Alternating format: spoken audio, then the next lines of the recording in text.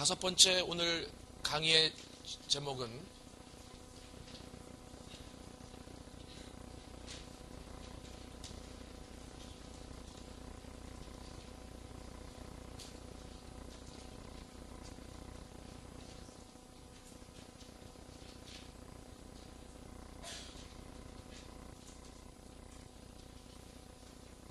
십자가 안에 있는 이중적인 성격이라고 하는 겁니다.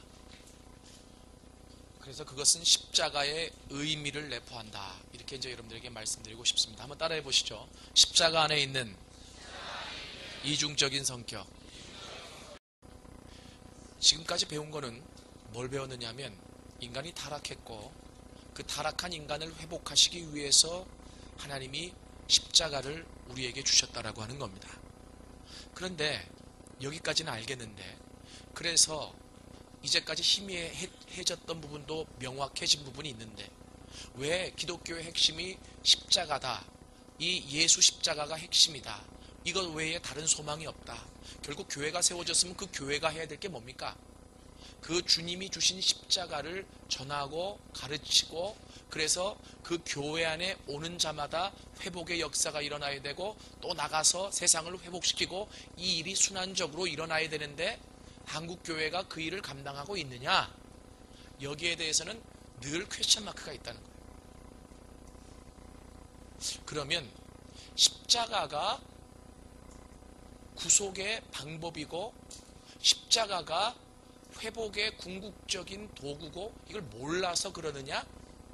그렇지는 않다. 이렇게 생각해요. 어느 교회에 가서라도 누구에게든지 물어봐도 십자가가 기독교의 핵심입니까? 라고 얘기하면 맞다고는 그래요. 그거 부정하는 사람은 이단이에요. 그런데 왜 교회 안에서 회복의 역사가 일어나지 않고 왜 회복을 경험한 자들이 이 땅을 바꾸지를 못하느냐? 여기에 문제가 있는 거죠. 저는 한마디로 이렇게 얘기하고 싶습니다. 그것은 왜 그러냐면 이 십자가에 담겨져 있는 의미를 제대로 알지 못하기 때문이다. 이렇게 얘기하고 싶어요. 여러분 지금 시간부터는 더 집중하셔야 돼요. 왜냐하면 십자가 안으로 더 가까이 가는 거예요. 여러분 우리 찬송가 안에 그런 거 있죠. 십자가로 가까이 나를 이끄시고 개서 천국 가도록. 그죠?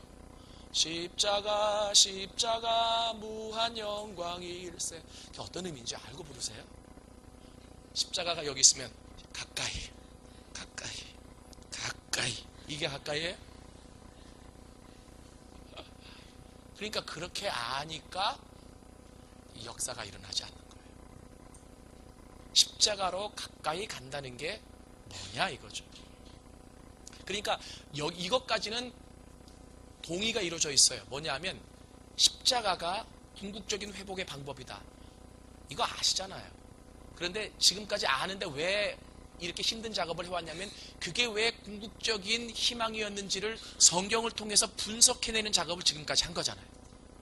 왜냐하면 이성적으로 논리적으로 알아야 오래 가니까. 그래야 이거 다시 놓치지 않으니까. 나는 여러분 못 믿어요. 이거 제대로 안 가르치면 나가서는 또 한 달 지나면 다른 거 붙잡는다고. 이해돼요? 여기서 은혜를 받아도 제대로 이성적으로 논리적으로 이해가 되어져서 마음판에 탁 새겨지지 않으면 한두 달 지나면 다 까먹어요. 그리고 또 다른 거 붙잡죠. 예? 교회가 부흥하기 위해서는 부흥이라는 게 사람 숫자가 모이면 부흥인가요? 그리고 뭐 역사가 일어나기 위해서는 예수 십자가 빼고 무슨 역사와 무슨 부흥이 일어날 수 있어요. 그래서 지금까지 제가 그 작업을 한 거예요. 아시는데 더 명확하게 논리적으로 이론적으로 성경 안에서 성경은 왜 십자가를 우리에게 주셨는지 풀기 위해서. 이해되세요? 근데 지금부터는 더 집중하셔야 되는 게 뭐냐면 이제는 본격적으로 십자가 가까이 들어가는 거예요. 아시겠어요? 그래서 놓치면 안 돼요. 아까는 조는 사람이 있어도 내가 그냥 봐드렸어요. 왜냐하면 어련히 아시면 조실까. 그래요. 아는 얘기해서 죄송해요. 내가 이런 마음으로 내가 가만히 놔뒀어요. 그런데 지금부터는 조심해야 돼요. 그러니까 제가 지금 말씀드리고 싶은 것은 이런 겁니다. 뭐냐면 십자가가 희망이고 십자가가 소망이고 십자가가 능력이고 십자가가 회복의 도구인데 왜 일어나지 않느냐, 기적이. 그런 역사가 뭐냐면 십자가가 능력이라는 걸 아는데, 그러면 그 십자가가 능력이라는 걸 아는데 십자가를 경험한다는 게 뭐예요 도대체? 십자가를 경험한다라고 하는 것이 이 십자가가 능력이고 생명이고 회복의 통로니까 이 십자가를 이렇게 부둥켜 하는 게 이게 경험하는 거예요? 이걸 모른다는 거죠. 그러니까 그러면 십자가를 경험한다는 게 무릎 꿇고 십자가 맨날 이래요? 이 십자가를 가지고 말이죠, 십자가가 능력이고 회복이고 그리고 이것이 생명이고 아는데, 이걸 어떻게 해야 내가 능력을 경험하고, 이걸 어떻게 해야 내가 회복을 경험하고, 이걸 어떻게 해야 내가 그 안에 있는 놀라운 비밀을 알 수 있느냐, 이걸 모르는 거예요. 이 십자가를 어떻게 부둥켜 안아야 되는 건지, 밤을 새워가지고 십자가를 불러야 되는 건지. 예? 그러니까 뭐냐면 하나님이 너무나 큰 선물을 주었는데 이거를 어떻게 이용할 줄 모르는 거예요. 그 어떻게 해가지고 조금 십자가 붙잡았더니 역사가 일어난 거를 보고 이게 십자가의 다인 줄 아는 거죠. 우리가 아는 거 하나는 있어요. 뭐냐면 십자가 앞에 나가서 죄를 내려놓고 예수님의 피로 용서를 구하면 용서받는다. 이거 하나는 명확하게 알 수 있죠. 알고 있어요. 근데 그 외에 이 십자가 안에 있는 능력, 생명 이런 것들을 잘 모른다는 거예요. 그러니까 결국은 알고 있는 지식이 우리의 삶으로, 경험으로 연결되지 않다. 그래서 오늘 제가 십자가로 본격적으로 들어와서 다루기를 원하는 것이 뭐냐면 십자가 안에는 이중적인 성격, 십자가의 의미라고 하는 거예요. 십자가를 경험한다라고 하는 거는요, 뭐 능력을 경험하고 이거는 다 부수적인 거예요. 생명을 경험하고 이건 다 부수적으로 오는 결과예요. 그러니까 뭔가 이 안에 암호가 있으면 암호를 풀고 그 안에 들어가면, 그 안에 들어가기만 하면 무진장한 능력, 생명, 회복 이런 것들이 다 있는 거예요. 이해되세요? 그러니까 이 안에 있는 비밀을 풀고 좀 들어가자는 거예요. 아시겠죠? 그런데 들어가지는 않고 그 안에 있는 것만 바라보고 능력 이래서 능력이 생기는 게 아니에요. 생명에서 생명이 생기는 게 아니라는 거예요. 이 안에 들어가야 된다는 얘기예요. 또 어떻게 하는 게 들어가는 거냐? 지금부터 그 얘기를 이제 쭉 풀어갈 거란 말이에요. 자, 십자가 안에는 이중적인 의미, 성격이 있어요. 단도직입적으로 결과를 얘기하면 그건 첫 번째는 뭐냐면 심판, 두 번째는 사랑이에요.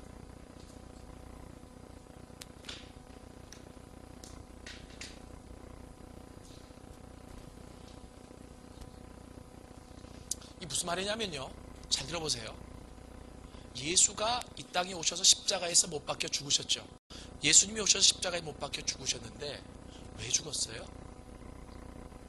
여러분 분명히 아셔야 될 게 하나님의 심판을 받아서 죽으신 거예요. 그죠? 십자가는 하나님의 심판이에요. 예수님이 십자가에 죽으셨을 때는요, 온 세상 사람들의 죄를 다 걸머쥐고 그 십자가에서 죽으셨어요. 그래서 그 십자가에서 죽으시는 그 예수는 더 이상 하나님의 아들이 아니라 이 땅에 있는 모든 사람의 죄를 다 걸머진 죄의 괴수로 하나님의 심판을 받아 죽으신 거예요. 그렇기 때문에 하나님이 당신의 아들이라고 할지라도 엘리 엘리 라마 사박다니 하고 아무리 외쳐도 어떻게 해요? 그 아들을 돌아볼 수가 없었어요. 하나님은 공의의 하나님이시기 때문에 내 아들이라고 그 아들을 봐줄 수 없다는 거예요.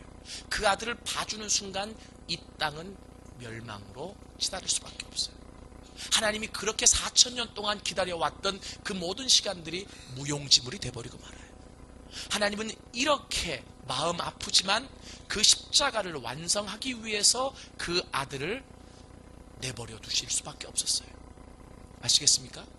여러분, 이 십자가가 끔찍한 겁니다.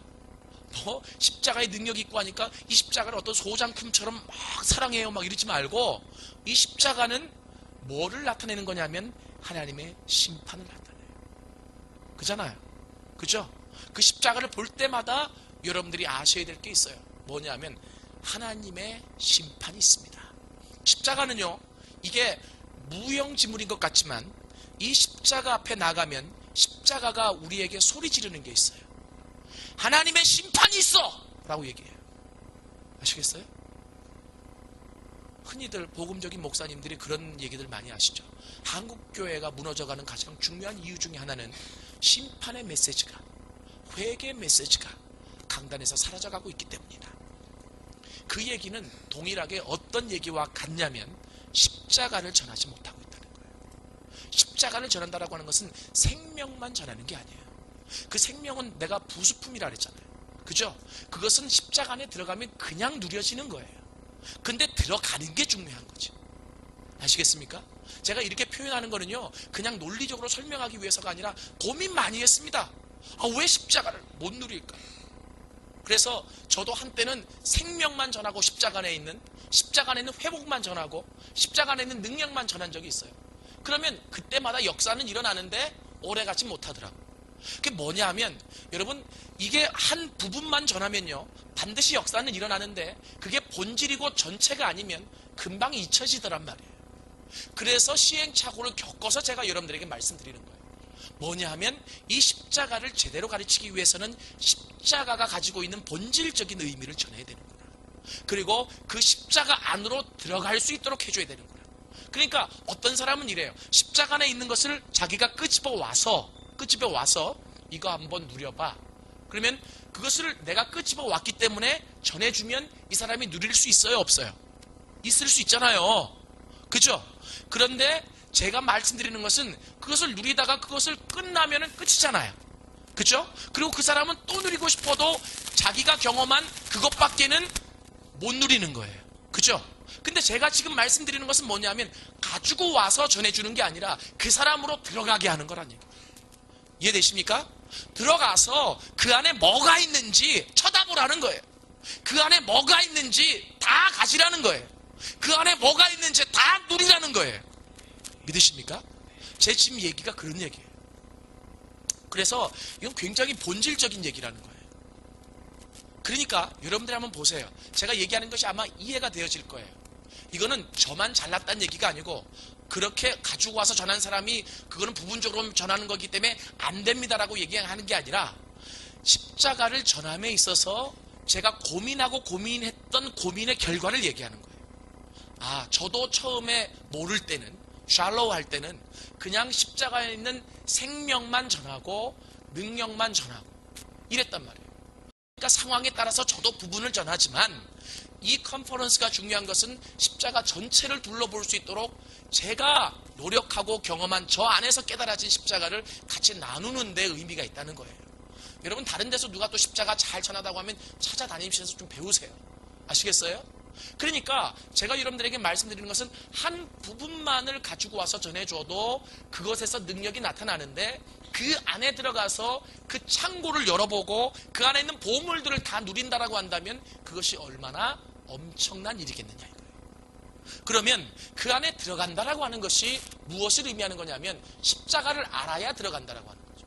그럼 이 십자가는 뭐냐면 하나님의 심판이에요. 하나님의 심판의 상징. 아시겠습니까? 그럼 하나님의 심판의 상징이라는 것이 나와 무슨 상관이 있느냐? 이미 예수께서 심판을 받으셨는데 나와 무슨 상관이 있느냐? 이런 얘기죠. 여러분, 이 예수께서 심판을 받으셨는데 그게 무슨 상관이 있느냐? 잘 보세요. 예수께서 심판을 받으셨기 때문에 우리가 그 십자가 앞에 나오면 회복의 길이 열려 있지만 중요한 것은 이 십자가는 본질적으로 능력이고 생명이고 이런 거라기보다는 본질적으로 하나님의 심판이 있다는 사실을 우리에게 가르쳐 주는 거예요. 너희들이 받아야 될 심판을 하나님의 아들이신 그 예수가 직접 감당하셨다는 거예요. 이해되십니까? 그래서 이 십자가를 볼 때마다 십자가는 우리에게 말하고 있어요. 남태코, 너 죄 짓지 마.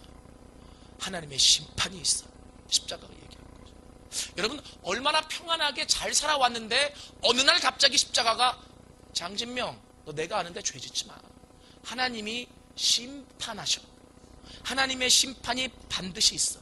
여러분, 기독교가 잃어버려가고 있는 이 복음의 핵심적인 메시지 중에 하나가 심판에 관한 메시지예요.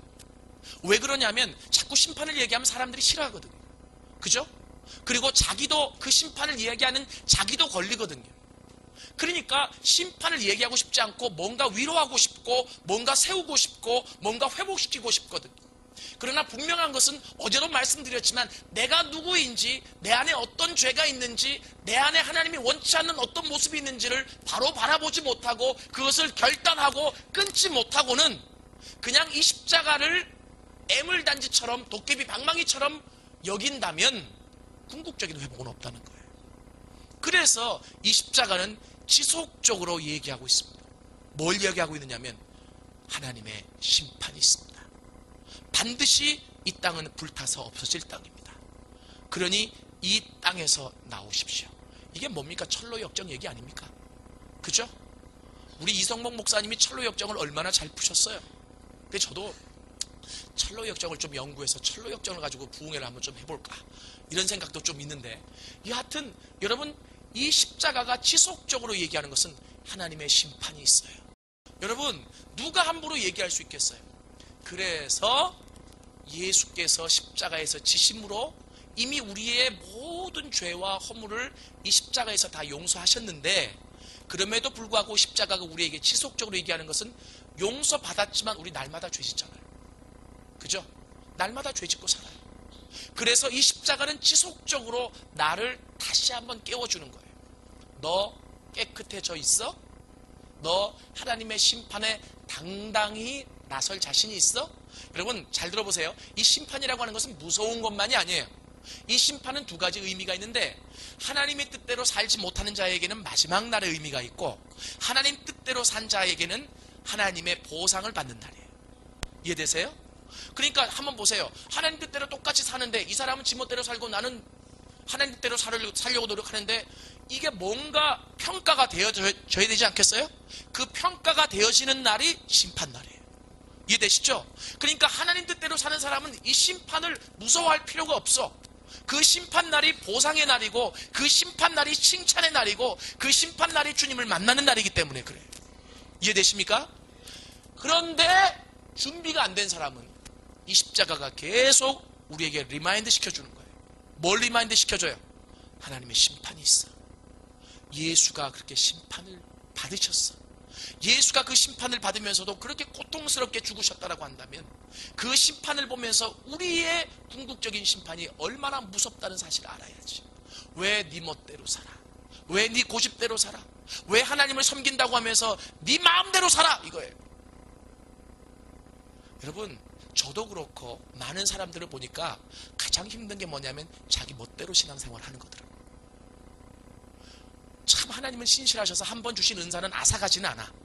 근데 그 은사 가지고 괜히 들떠가지고 말이죠, 자기 멋대로 신앙생활하는 사람들이 많아요. 십자가 앞에 나가봐요. 십자가가 계속 얘기하죠. 너 죄가 있잖아. 너 하나님이 가르쳐 주신 대로 못 살았잖아. 그런데 그 소리는 듣기 싫거든. 왜 십자가 앞에 사람들이 안 나가는 줄 아세요? 이 십자가 앞에 나가면 십자가가 지속적으로 나를 정죄하거든. 이해돼요? 너 죄인이야. 너 목사지만 죄가 있잖아. 너 목사지만 네 멋대로 했잖아. 너 은사가 있지만 네 그 은사 갖다가 얼마나 많은 사람들을 그냥 좌지우지했어. 여러분, 이렇게 계속 십자가가 얘기해요. 그래서 이 십자가는요, 한편으로는 우리를 가장 영적으로 바로 보게 만들어주는 거울이에요. 십자가가 없으면 우리의 영적인 상태를 우리가 바로 볼 수가 없어요. 우리 성경을 한번 찾아보겠습니다. 누가복음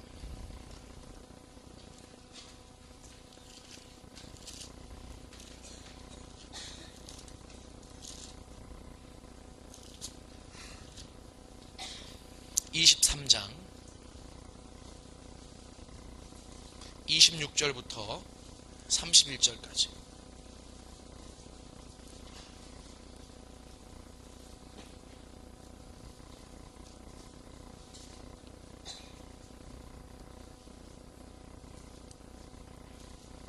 우리 한 목소리로 같이 한번 읽겠습니다. 시작. 그들이 예수를 끌고 갈 때에 시몬이라는 구레네 사람이 시골에서 오는 것을 붙들어 그에게 십자가를 지워 예수를 따르게 하더라. 또 백성과 및 그를 위하여 가슴을 치며 슬피 우는 여자의 큰 무리가 따라오는지라. 예수께서 돌이켜 그들을 향하여 이르시되 예루살렘의 딸들아, 나를 위하여 울지 말고 너희와 너희 자녀를 위하여 울라. 보라, 날이 이르면 사람이 말하기를 잉태하지 못하는 이와 해산하지 못한 배와 먹이지 못한 젖이 복이 있다 하리라. 그때에 사람이 산들을 대하여 우리 위에 무너지라 하며 작은 산들을 대하여 우리를 덮으라 하리라. 이같이 하거늘 마른 나무에는 어떻게 되리요 하시니라. 아멘. 저를 보세요. 설명을 할게요. 예수님이 이 구절은요, 유독히 복음서 가운데 누가복음 요 본문에만 나와 있어요. 그런데 예수님이 십자가를 지고 그 골고다 언덕까지 올라가는 그 길은요, 너무 힘든 길이었어요. 건장한 예수님도 밤새도록 채찍 맞고 고문당하느라고 다 기력이 다해서 그 십자가를 본인이 지고 올라가지 못할 정도로 힘들어 있어요. 그래서 구레네 사람 시몬이라는 사람이 대신 십자가를 지고 올라갔잖아요. 그죠? 예수님이 엄살 부리신 게 아니에요. 우리 예수님은 절대로 엄살 부리시는 분이 아니시잖아요. 그죠? 그런데 그렇게 그 십자가를 지고 골고다 언덕으로 올라가시는데요, 여러분 이 정도 되면은 여러분 많이 아파보면 알죠? 누가 말해도 대꾸하기가 싫은 거. 그죠? 너무 힘든 거반 죽은 지경이, 십자가에 달리기 이전에 거반 죽은 모습이에요. 그런데 여러분, 예수님의 마음이 더 아픈 것은 당신이 아파서, 당신이 채찍을 맞아서 거반 죽게 되었기 때문에 아픈 거라기보다도 더 힘든 것은 그렇게 당신을 쫓아다녔던 제자들도 뿔뿔이 흩어져 버리고, 그리고 당신이 살리시고 당신이 먹이시고 당신이 입히셨던 그 모든 사람들이 방관자로 그 십자가의 길에서 이탈돼 있다라고 하는 거예요. 누구 하나 예수님 때문에 울어주는 사람이 없었고, 누구 하나 그 예수님 때문에 마음 아파하는 사람이 없었다는 거예요. 그런데 복음서에 유독히 누가복음서만 보니까 뭐가 나오느냐 하면 예수님 때문에 울면서 예수님 뒤를 쫓는 여자의 무리가 있었다라고 성경에 기록하고 있어요. 여러분, 인간적으로 보면 제가 어제 얘기했죠. 하나님은 인격적인 분이시라고요. 그 하나님이신 예수님이 얼마나 고마웠을까요? 이렇게 추측하는 것은 무리가 아니에요. 왜냐하면 예수님은 인격적인 분이시니까. 이 예수님은요, 고마워하기도 하시고 기뻐하기도 하시고 분노하실 줄도 알고 인격적인 분이에요. 언제나 그 자리에 있는 지고한 분이고 법칙이 아니라. 이해되십니까? 그러니까 다 제자들마저도 그 자리를 떠나버렸는데 이 예수님 때문에 가슴을 치면서 울면서 쫓아오는 그 무리를 보시고 이 예수님이 얼마나 기쁘셨을까요? 예수님이 기쁜 마음을 표현한 구절이 오늘 이 구절이에요. 그런데 예수님이 기쁘셔가지고 얘들아 고마워 이러지 않으셨어요. 얘들아 너희들 뿐이야 이놈의 제자들 이러지 않았어요. 이놈들 다 어디 갔냐 막 이러지 않았어요. 예수님이 고마워하시면서, 여러분 잘 봐요, 이 상황은 거반 죽게 된 상황이라 그랬죠. 그렇기 때문에 당신의 어떤 입을 띄어서 말을 한다라고 하는 것은 너무 힘든 거예요. 그런데 당신의 입을 여셔서 말씀을 해주세요. 어떤 말씀을 해주시느냐면 십자가의 의미를 얘기해 주세요. 이야, 저는 이 구절 때문에 십자가를 더 깊게 깨닫게 됐어요. 십자가를 지고 가시는 예수님이 십자가에 대해서 얘기하시기 때문에 이 말씀이야말로 십자가에 담겨있는 궁극적인 의미 중에 하나라는 거예요. 이해되십니까? 한번 보세요. 십자가를 지고 올라가면서 무거워서 쓰러지고 내가 질 수 없어서 구레네 사람 시몬이 그 십자가를 지고 가면서 그 고통 가운데 이제는 곧 죽게 될 그 상황 속에서 이 십자가가 얼마나 리얼하게 그려지겠습니까? 그런데 그 예수님 때문에 울면서 가슴을 치면서 쫓아오는 그 무리들을 바라보시면서 예수님이 그 십자가의 리얼한 의미를 가르쳐주고 계세요. 그게 뭐냐면, 잘 보세요. 예루살렘의 딸들아, 나를 위해서 울지 말고 너희와 너희 자녀를 위해서 울라. 여러분 잘 들으세요. 여기에 십자가의 중요한 의미 하나가 포함되어 있습니다. 많은 사람들이 십자가가 중요하다는 것을 알면서 어떻게 십자가 앞으로 나가냐면, 나 대신 죽은 예수님이 고마워서 예수님 때문에 울면서 나가요. 그것도 안 하는 것보다는 100번 나아요. 정말 위대한 거예요. 부활절이 돼도 나 때문에 죽은 예수 때문에 한 번도 안 울어본 사람 많잖아요. 예? 내가 물어볼게요. 예수님이 누구 때문에 죽었어요? 그럼 나 때문에 죽었대 다들. 근데 나 때문에 죽은 예수 때문에 정말 울어봤습니까? 근데 그 죽음이 나의 죽음이에요? 그러니까 그렇게 울어보지 않은 사람보다는 100번 나아요. 그러니까 그렇게 운 사람이 기특해서 예수님이 십자가의 본질을 가르쳐 주시는 거예요. 나를 위해서 울지 마. 나를 위해서 우는 게 십자가의 진정한 의미가 아니야. 이 십자가는 너희를 위해서 울어야 될 십자가야. 이 십자가는 너희 자녀를 위해서 울어야 될 십자가야. 예수님이 이 십자가의 본질적인 의미를 가르쳐주고 계세요. 그러면 너희와 너희 자녀를 위해서 울어야 될 십자가다라고 하는 얘기는 무슨 말이에요? 그 뒤에 예수님이 무슨 예화를 들어주냐면, 자, 심판에 대해서 얘기하는데, 보라, 날이 이르면 사람이 말하기를 잉태하지 못하는 이와 해산하지 못한 배와 먹이지 못한 젖이 복이 있다리라. 여러분, 이건 구약적인 개념을 뒤엎어 놓는 거예요. 구약에서는요, 잉태하지 못한 사람을 죄인 취급했고, 해산하지 못한 배, 먹이지 못한 젖을 죄인 취급했다고요. 그런데 그렇게 죄인 취급했던 사람이 더 복되다고 여길 만큼, 이건 뭐냐면 가치가 전도되는 것을 의미해요. 이것은 무엇을 얘기하냐면 하나님의 심판이 그만큼 무섭다라고 하는 것을 얘기하는 거예요. 그러면서 뭐라고 얘기하냐면, 심판이, 하나님의 심판이 얼마나 무서우냐면, 앞에 산이 있으면 제발 저 산이 나를 덮어가지고 하나님의 심판을 목도하지 못하게 했으면 좋겠다라고 생각할 만큼 심판이 무섭다는 거예요. 그 날이 온다는 거예요. 그러면서 예수님 뭐라고 얘기하시냐면, 푸른 나무에도 이같이 하거늘 마른 나무는 어떻게 되리요?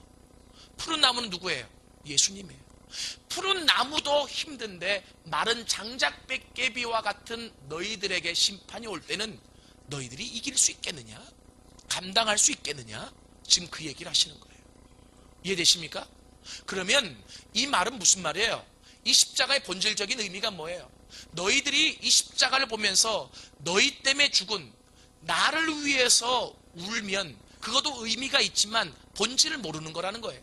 이 십자가는 고쳐지지 못하는, 그리고 바뀌어지지 못하는, 변화되지 못하는, 또다시 죄로 돌아가는, 또다시 세상을 즐기는 나를 위해서 울어야 될 십자가라는 거예요. 이해되십니까? 왜 울어야 됩니까? 하나님의 심판이 있기 때문에. 어쩔 수가 없어요. 어쩔 수가 없어. 은혜로 하나님의 선물을 받지만, 그러나 여러분 그거 아세요? 구원받은 자에게도 심판이 있다는 사실을? 그게 고린도전서 3장에 나오잖아요. 쌓은 공력으로 하나님이 심판하세요. 불심판. 이해되세요? 거기 뭐라고 나와요? 구원은 받되 불 가운데서 받는 것과 같으니라. 이해되십니까? 예? 여러분 분명히 아셔야 될 게 있어요. 그래서 예수님이 가르쳐 주신 십자가의 본질적인 의미는 하나님의 심판이에요. 십자가는 하나님의 심판이라는 거예요. 그 하나님의 심판이 이처럼 무섭다라고 하는 거예요. 이 하나님의 엄청난 무서운 심판 안에서 나를 돌이켜봐야 될 십자가라고 하는 거예요. 그래서 그 하나님 앞에 점도 흠도 없이 나를 준비해야 될 십자가라고 하는 거예요. 이것이 되지 않으면 너희들은 반드시 땅치고 후회하고 울 날이 온다. 지금 예수님이 가르쳐 주시는 거예요. 그리고 나서 얘기해요. 이거는 너희만을 위한 십자가가 아니라 너희 자녀를 위한 십자가야. 너희들은 지금 울면서라도 나를 쫓아오지만 너희 자녀들이 하나님을 아냐? 하나님이 보내신 메시아이신 예수님을 알아? 너희 자녀들이 정말로 그 하나님의 구속의 방법을 알아? 모르기 때문에 그 자녀들에게 이 말 하나님의 심판을 보고 울어야 돼. 예? 이런 얘기하면 숙연해지더라고요. 그리고 이런 얘기하면 싫어하더라고요. 왜냐하면 좀 듣기가 거북하거든요. 그런데 듣기 거북해도 할 수 없어요. 이게 십자가의 본질이니까. 이해되십니까? 여러분 한번 보세요. 기독교가 부흥이 일어나고, 그 부흥이라고 하는 것은 숫자적인 부흥을 의미하지 않아요. 영적인 리바이벌을 얘기해요.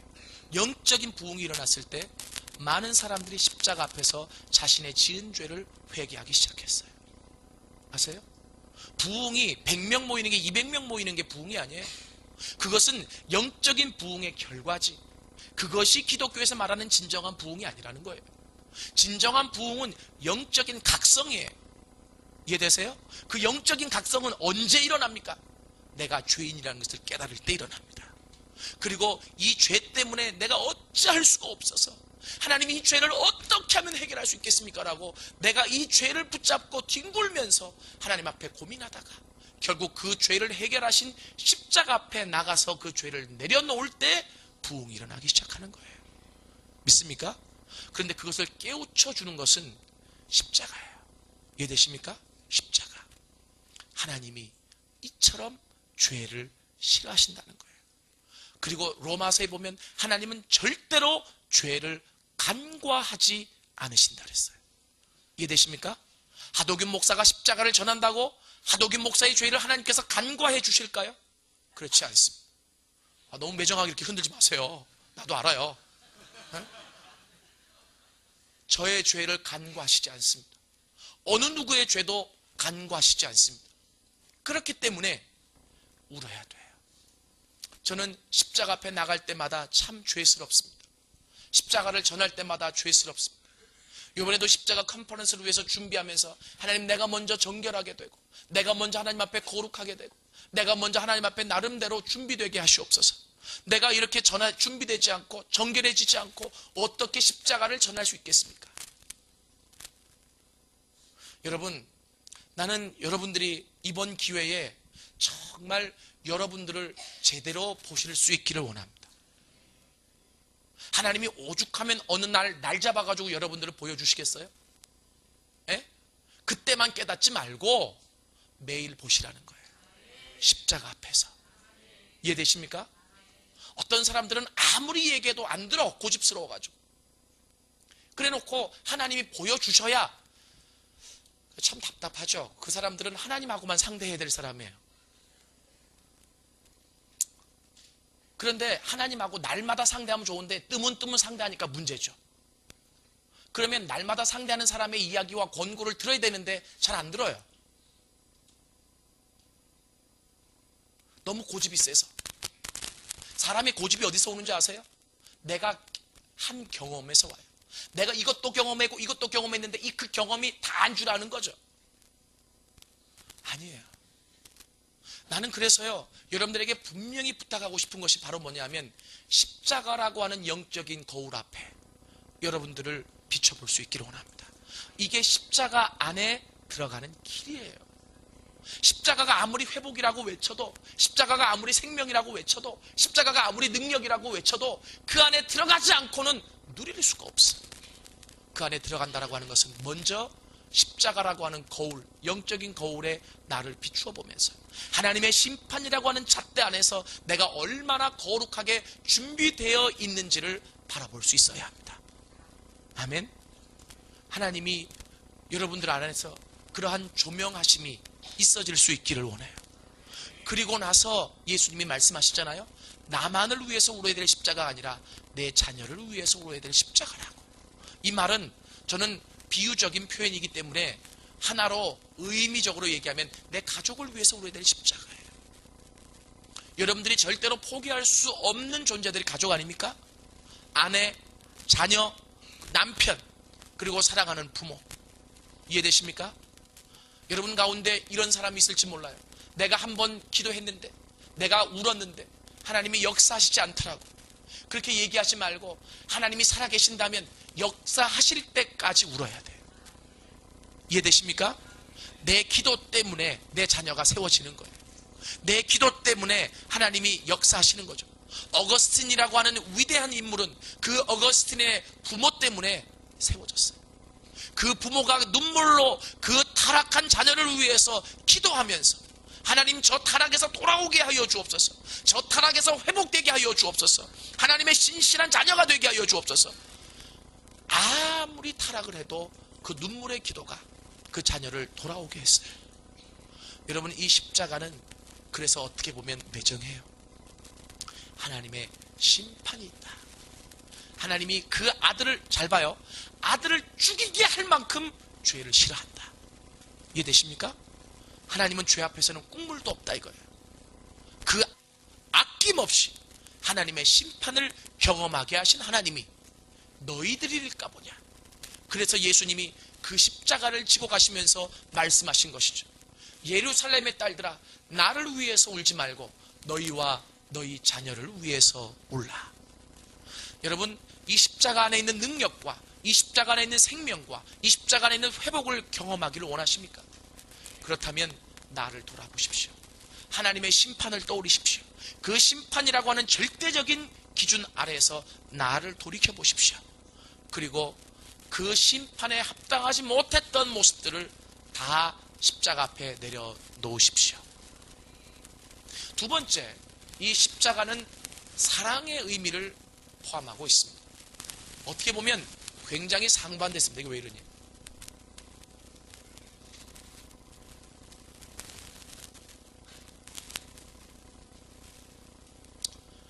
심판과 사랑, 어떻게 보면 굉장히 상반된 요소입니다.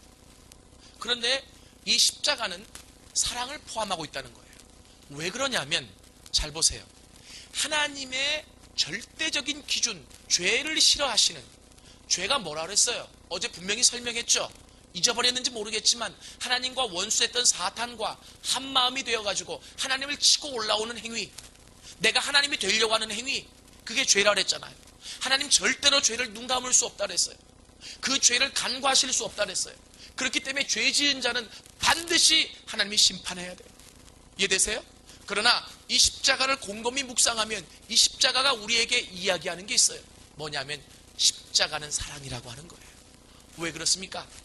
그 독생하신 아들이 이 땅에 와서 십자가에서 죽으시는데 어떻게 죽으시냐면, 여러분 잘 보세요. 그분이 죽으셔야 될 이유가 하등의 이유가 없습니다. 그러나 그 십자가를 지고 죽으셨다라고 했을 때는 뭐 때문에 죽으셨느냐면 나를 향한 사랑 때문에, 이 땅에 있는 인간을 향한 하나님의 사랑 때문에 죽으신 거예요. 이해되십니까? 그렇기 때문에 이 십자가는 서로 상반되는 이중적인 의미를 가지고 있어요. 십자가를 볼 때마다 하나님은 죄를 싫어하셔. 그 죄 지은 자는 반드시 심판을 받아. 그 죄는 반드시 멸망이야 라고 하는 사실을 가르쳐 주시지만, 또 한편으로는 그 십자가 앞에 나올 때 세상이 경험하지 못한 사랑을 경험하는 거예요. 누가 나를 위해서 죽어줬어요? 누가 나를 위해서 목숨을 내줄 수 있겠어요? 여러분, 요즘 세상이 어떤 세상인 줄 아세요? 얼마나 외로운 세상인지 몰라요. 얼마나 많은 사람들이 외롭고 상처받고 그리고 힘들게 사는지 몰라요. 그런데 중요한 것은 바로 뭐냐 하면 그 십자가 앞에 나올 때만이 위로함을 받아요. 그 십자가 앞에 나올 때만이 그 하나님의 사랑을 입는데, 왜 그러냐면 그 십자가는 예수가 나를 사랑해서 당신의 목숨까지도 아낌없이 주신 장소이기 때문에 그래요. 여러분, 아무리 나를 사랑한다 그래도 목숨까지 나에게 주시는 분은 없어요. 그죠? 그런데 그 십자가 앞에 나올 때 비로소 내가 사랑을 누리는 거죠. 우리 성경 한 구절 더 읽어요. 요한복음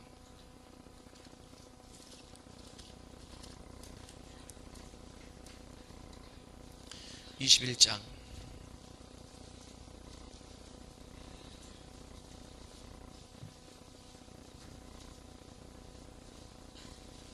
1절부터 6절까지 같이 한번 읽어요.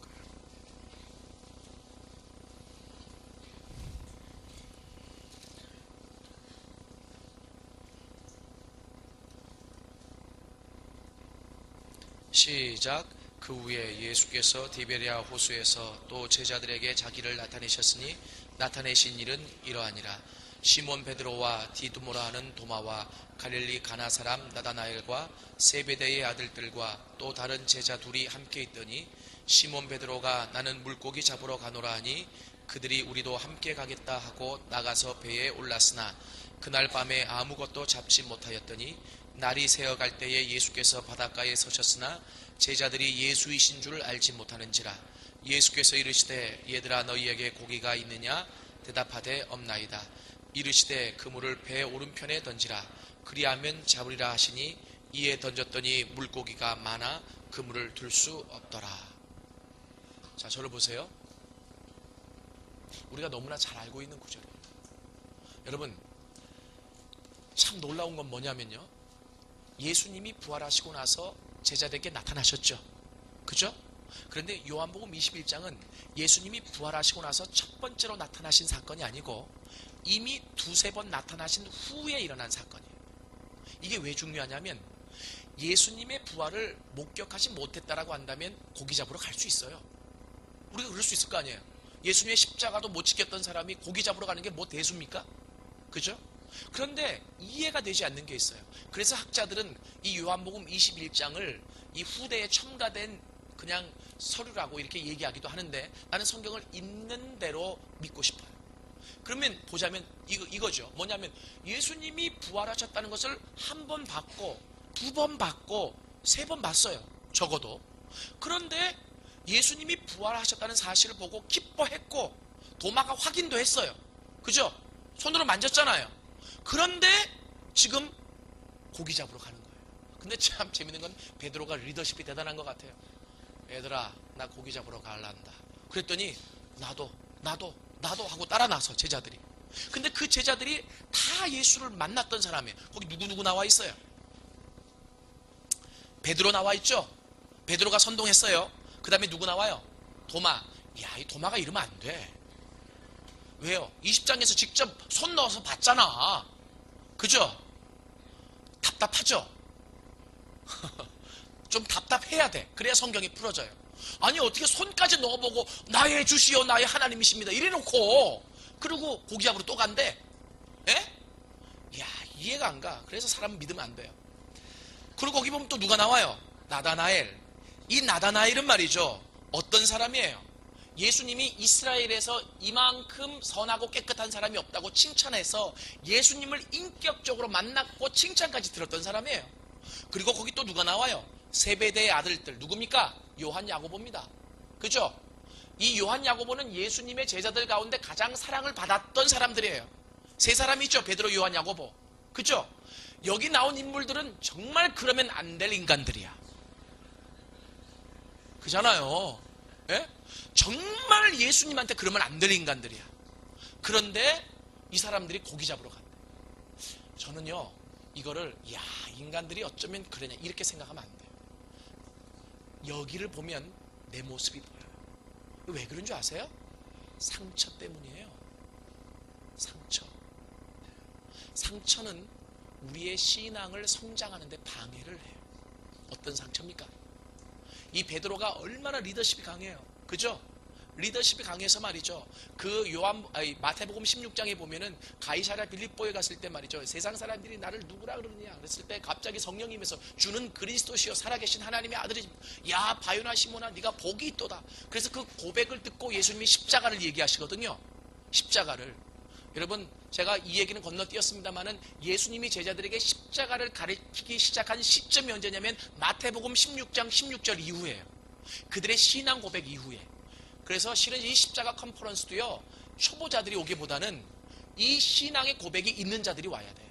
그래야 십자가를 제대로 배우는 거예요. 예수님이 제자들을 훈련시킬 때 그렇게 했다니까요.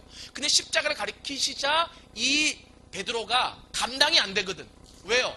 지금 예수님은 왕이 되셔야 되고 지금 예수님은 이 세상에 군림을 하셔야 우리가 뭔가 배도 버리고 그물도 버리고 예수님을 쫓은 덕을 볼 거라고 생각이 드는 거죠. 그것도 그렇거니와 내가 생각하는 예수님은 그런 예수님이 아니셨단 말이에요. 근데 십자가 지고 죽겠다는 거예요. 그러니까 이 베드로가 그래, 주여 그리 마옵소서. 그때 이 베드로에게 예수님 뭐라 하세요? 사탄아 물러가라. 이 말은요, 욕이에요. 얘가 나랑 친한데 말이죠. 뭐 이렇게 하다가 얘가 나의 근원적인 일을, 목사님 십자가 복음 전하면서 얼마나 핍박이 심해요. 요번에도 뭐 굉장히 있다며. 그냥 평범하게 사세요. 내가 얘 보고 이 사탄아 이러면 얘가 얼마나 상처받겠어요. 예수님이 인격체를 향해서 사탄아 그랬어요. 사탄아. 그거는 베드로를 욕하신 게 아니라 십자가의 길을 가로막는 그 세력을 향해서 말씀하신 거예요. 그럼에도 불구하고 베드로를 통해서 그 말이 되어졌기 때문에 여러분 얼마나 상처가 됐겠어요. 여러분 그런 거 아세요? 원래 와일드하고 그리고 또 주도력이 있고 리더십이 있는 사람일수록 쉽게 상처도 받아. 베드로는 아마 그것이 계속 남아있었을 거예요. 그리고 또 그 예수님이 십자가를 지실 때 예수님 나는 끝까지 쫓아가겠습니다 했을 때 예수님 뭐라 그래요? 야 네가 다구기 전에 날 3번 부인할걸? 절대로 그런 일이 없습니다. 그랬는데 3번 부인했잖아요. 얼마나 마음속에 상처가 남았겠어요. 이해되세요? 아멘. 상처가 남았을 거예요. 그런데 여하튼 그런 상처가 예수님하고 같이 있을 때는 잘 드러나질 않았어요. 근데 예수님이 십자가에서 죽으시고 그리고 자기들만 남았잖아요. 그죠? 그러다가 예수님이 부활하셨잖아요. 부활한 예수님을 보고 기쁘기는 해요. 예수님의 말씀대로 살아나신 것에 대해서 감사하기는 해요. 한 번 보고 두 번 보고 세 번 봤어요. 그런데 그 다음에는 뭐가 생겨나느냐면, 그러면 예수님은 올라가실 텐데 올라가시고 남았을 때에 내가 예수님이 가르치신 대로 그대로 살 수 있을까? 라고 하는 생각이 들었겠죠. 이해되세요? 그런데 가만히 보니까 못 살 것 같거든. 왜요? 예수님에게 사단이라는 소리도 들었어요. 그리고 내가 보니까 예수님 위해서 끝까지 간다 그랬는데 예수님을 3번 부인하기도 했어요. 이 상처가 깊게 자리 잡고 있는 거예요. 도마 보세요. 아무리 예수님을 만졌어도, 그래서 나의 주시오 나의 하나님이라고 고백은 했지만, 그가 철두철미한 사람인데 그 십자가에서 예수님과 같이 함께하지 못했다는 그 패배감이 굉장히 깊게 자리 잡고 있는 거예요. 그러니까 이 제자들 마음속에는 부활한 예수를 만나서 기쁘기는 한데 뭐가 있느냐면 아직 치유되지 않은 상처가 있는 거예요. 이 상처가 튀어 올라올 때마다 뭘 생각하냐면, 나는 또다시 부인할 수 있는 존재야. 나는 또다시 예수님이 십자가에 죽으신다면 그 자리에 함께할 수 없는 존재일지 몰라. 이 생각들이 그들을 위축하게 만들었을 것이고, 그리고 그 위축 때문에 이 제자들은 급기야 아무도 얘기하지 못하고 있던 찰나에 베드로가 입을 여는 거죠. 나는 고기 잡으러 갈란다. 이 말은 무슨 말이냐면, 그렇게 해서는 안 되지만 나 끝까지 이 상처를 딛고 예수님이 원하시는 대로 살아갈 나는 자격이 안 되는 사람이야. 그랬을 때 상처가 있는 제자들, 여러분 그거 아세요? 예수님을 분명하게 경험한 사람일수록 상처가 더 뚜렷하게 각인된다는 사실을. 그래서 이 제자들이 나도 그런 것 같아. 이 말은 무슨 말이냐면, 나도 이 상처를 딛고 예수님을 끝까지 쫓을 용기가 나지 않아. 이런 얘기예요. 그래서 간 거죠. 여러분, 정말 예수님 입장에서 보면 속이 뒤집히는 일입니다. 그죠? 네? 왜요? 그렇게 부활한 모습을 3번이나 보여주셨는데도 이 제자들은 다시 원위치 하고 있잖아요. 그죠? 그런데 예수님은 요한복음 21장에 보니까 그들을 찾아가 주세요. 제가 어제도 얘기했죠? 기독교는 인격적인 만남이 있는 종교라고. 만남이 있어야 변화가 된다고. 이해되십니까? 그래서 예수님이 찾아가 주세요. 그리고 나서 그들을 한 번도 야단치지 아니하시고 그들의 필요를 채워서 고기를 잡게 하시고, 그리고 그들을 어떻게 돼요? 따뜻하게 먹이시고, 그리고 나서 예수님이 말씀해 주시는 거죠. 뭐라고 말씀해 주십니까? 베드로에게 너 나를 사랑하니? 야, 이건 미치는 질문이에요. 왜 미치는 질문이냐면, 예수님을 끝까지 사랑할 수 없을 것 같아서 고기 잡으러 갔어요. 그런데 예수님이 지금 그 본질을 묻고 계시는 거예요. 너 끝까지 나 사랑할 수 있어? 이런 얘기예요. 성경의 원어에 보면 예수님이 아가페를 얘기해요. 그런데 이 베드로는 자기를 알기 때문에 뭐라고 얘기하냐면, 예수님 나 아가페는 못하고 필로스의 사랑은 해요. 이렇게 대답을 합니다. 예수님이 3번 묻죠. 이 3번 묻는 게, 베드로가 3번 부인했으니까 집요하게 너도 당해봐라. 그리고 예수님이 3번 질문 던진 게 아니라 예수님의 질문과 베드로의 답이 달랐기 때문에, 예수님은 베드로야 너 나한테 아가페 할 수 있어? 근데 베드로는 내가 고기 잡으러 간 이유가 끝까지 못할 것 같기 때문에, 상처 때문에, 그래서 필로스를 대답했어요. 그러자 예수님이 또 물어봐요. 너 나한테 아가페 할 수 있어? 그랬을 때 베드로가 또다시 필로스를 대답해요. 그때 예수님이 3번째는 그럼 너 나한테 필로스의 사랑은 할 수 있니? 그때 베드로가 대답하죠. 주님, 주님이 하십니다. 물론 처음부터 그랬어요. 그리고 대화는 끝나요. 그런데 놀라운 것은 그 사랑 안에서 이 베드로가 거꾸로 십자가에 못 박혀 죽는 아가페의 사랑을 표현합니다. 사랑은 모든 허다한 허물을 덮어요. 사랑은 우리의 상처를 덮는 거예요. 상처를 치유할 수 있는 방법은 사랑밖에 없어요. 이해되십니까? 근데 예수님이 그렇게 사랑을 표현할 수 있었던 이유는, 내가 너희를 위해서 십자가의 목숨까지도 내어주었는데 무엇을 더 못하겠느냐, 이런 얘기죠. 이해되십니까? 십자가의 목숨을 주신 사랑이 최고의 사랑입니다. 믿으십니까? 그 사랑이 있는데 무엇을 또 못하겠어요? 그렇기 때문에 부활하신 후에 한 번도 화내지 아니하시고 그 제자들을 지속적으로 찾아가셔서 사랑으로 세워주신 거예요. 십자가의 사랑이 있었기 때문에. 믿으십니까? 그렇기 때문에 제가 여러분들에게 오늘 이 십자가 앞으로 여러분들을 초대하고 싶어요. 여러분 속이지 마세요. 여러분 안에 분명한 상처가 있어요. 그 상처들이 막 터지고 골마서 튀어오는 날에는요 정말 힘들어요. 우리가 그런 존재들이에요. 근데 그 상처가 치유될 수 있는 방법은 사랑밖에 없어요. 근데 그 사랑은 어디에서 경험할 수 있느냐 하면 바로 예수님의 십자가 안에서만 경험되어지는 거예요. 이해되십니까? 그래서 여러분들이 이 십자가 앞에 와서 내가 죄 지은 하나님의 심판을 받을 수밖에 없는 존재라고 하는 사실을 내가 깨닫고 십자가 앞에 먼저 있는 모습 그대로를 내려놔야 돼요. 그때 주님이 십자가에서 죽으신 주님이 우리를 품어주시기 시작해요. 얼마나 많이 힘들었니? 얼마나 많이 고통스러웠니? 너 그래서 우울증도 있다며? 너 밤에 잠도 잘 못 잔다며? 너 노이로제 걸렸다며? 요즘 정신병이 대세인 거 아세요? 얼마나 많은 사람들이 정신병에 걸렸는지 몰라요. 내가 알지도 못하는.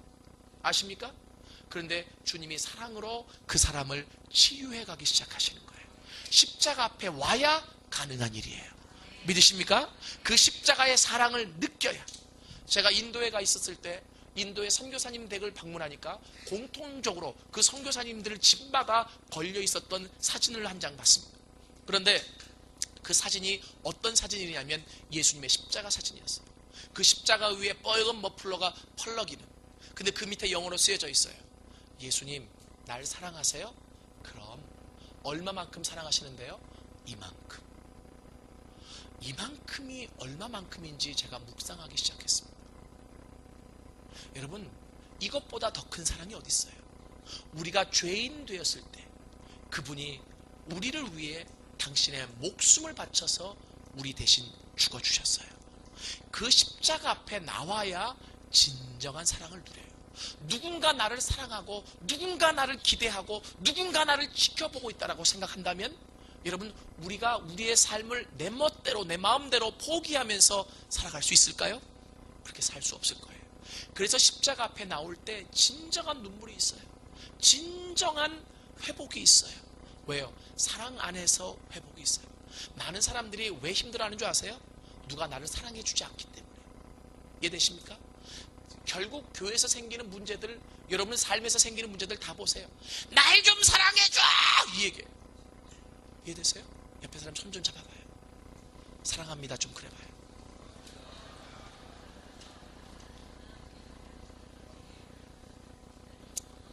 저를 보세요. 그렇게 해서 사랑이 되어지는 게 아니에요. 그렇게 해서 누려질 수 있는 게 사랑이 아니라고요. 그런데 잘 봐요. 내가 왜 하자 그랬냐면 여러분이 십자가 앞에 나와서 하나님의 그 값없이 주시는 목숨까지 주시는 사랑을 경험해야 그 사랑을 가족들에게 베풀 수 있어요. 그 사랑을 교회 식구들에게 베풀 수 있어요. 어떤 사람은 말만 걸면 싸움 딱이죠. 말만 걸면 사람들에게 상처 주죠. 왜 그러냐면 은사는 있을지 몰라도 그 하나님의 사랑을 깊이 경험해서 내가 회복되지 못했기 때문에 그래요. 하나님의 값없이 주시는 사랑이 내 안에서 경험되어져야 내 안에서 그 사랑이 흘러가요. 이해되세요? 예? 그래서 이 십자가는 크게 두 가지 의미가 있어요. 하나님의 심판과 사랑. 이 두 가지 개념을 가지고 이제 십자가를 앞으로 더 깊게 풀어갈 거예요. 이해되십니까? 여러분 이게 굉장히 중요해요.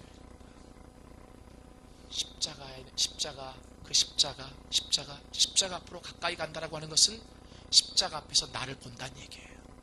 아시겠습니까? 나를 바로 바라보지 못하고 내 안에 어떤 죄가 있는지 깨닫지 못하고 하나님이 싫어하는 모습이 내 안에 얼마나 있는지를 알지 못하고 절대로 하나님의 사람으로 능력 있게 사역하지 못해요. 한순간은 할 수 있겠죠. 지속적으로 할 수 없어요. 나를 바라봐야 돼요. 그런데 놀라운 것은 나를 제대로 바라본 사람은 십자가를 붙들게 돼 있더라고요. 이해되세요? 왜요? 십자가가 나를 정죄했지만 결국 내가 회복될 수 있는 것도 십자가뿐이니까. 그래서 하나님이 얘기해요. 오라 우리가 여호와께로 돌아가자. 여호와께서 우리를 치셨으나 우리를 싸매어 주실 것이요. 이게요 십자가 안에서 풀어진 말이에요. 이해되십니까? 그렇지 않고는 왜 또 쳐놓고 그래. 내가 어릴 때요 정말 웃기지. 뭐냐면 시골에 살았는데 어떤 아빠가 우리 친구를 화가 나니까 애가 잘못했어요. 막 회초리 갖다 종아리를 팼어. 종아리 퉁퉁 부어올랐잖아요. 그래 아빠가 또 마음이 아프니까 안티프라밀 갖다가 사다가 발라줬나 봐. 그랬더니 그 다음날 학교 와서 우리 아빠 되게 이상하다. 그렇게 발라줄 거 왜 패냐? 막 이래요. 예? 정말 정신이 이상한가 봐. 막 팰 때는 말이야 정신없이 패놓고 막 피가 나니까 가서 안티프라민 사오더라? 막 이래요. 우리가 그 구절을 볼 때 말이죠. 그렇게 얘기하는 거예요. 여호와께서 우리를 치셨으나 싸매어 주실 것이요. 이 말이 아니 그 왜 패? 왜? 예? 왜 치는데? 십자가가 아니면 이해할 수 없는 말이에요. 뭐냐 하면 이 말은 우리를 보게 하시고 그리고 우리를 볼 때 얼마나 처절하겠어요. 내가 내 모습을 볼 때 얼마나 여러분 한번 보세요. 하나님이 빛으로 여러분들을 비추시기 시작하면 여러분들을 숨을 데가 없을 거예요. 그죠? 그런데 그런 나를 다시 끌어안아 주시는 분이 누구세요? 하나님이세요. 그럼 왜 보게 하세요? 봐야 회복이 있으니까. 봐야 생명을 누릴 수 있으니까. 봐야 궁극적으로 능력을 경험할 수 있으니까. 나를 알지 못하고 그냥 받은 은사는 오래가지 못합니다. 이해되십니까? 그래서 나는 이렇게 얘기하고 싶진 않아요. 인격의 성숙, 저도 많이 성숙되어져야 되거든요. 인격, 이거는요 중요한 게 아니에요. 그런데 어떤 인격을 가졌어도 하나님 앞에서 변화되면 돼요. 근데 그 변화는 그 십자가 앞에서 주님을 만나야 변화돼요. 내가 참을 수 있는 능력, 내가 이길 수 있는 능력, 내가 포용할 수 있는 능력, 그 모든 것이 어디에 있느냐면 십자가 안에 있어요. 믿으십니까? 여러분 이 두 가지가 십자가를 이해하는 가장 중요한 기본적인 틀이에요. 심판과 사랑. 그래서 이 안에서 십자가가 깊게 풀어져 가기 시작하는 거예요. 제가 이것을 여러분들에게 분명히 말씀드리고 싶어요.